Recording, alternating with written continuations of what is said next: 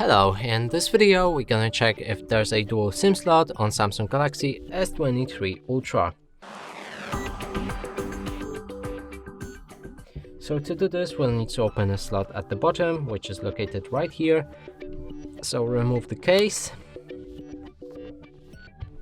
Now take a needle from the box, which should be included in, and here's a gap. Don't mistake it for this one, as this is a microphone, and right here we have the SIM slot. Use a bit of the force to release it.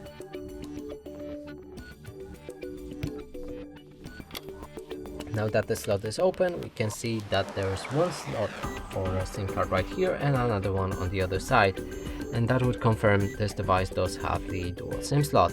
And that's it for this video. Hope you like it. Please consider subscribing to our channel, leave a like and a comment below.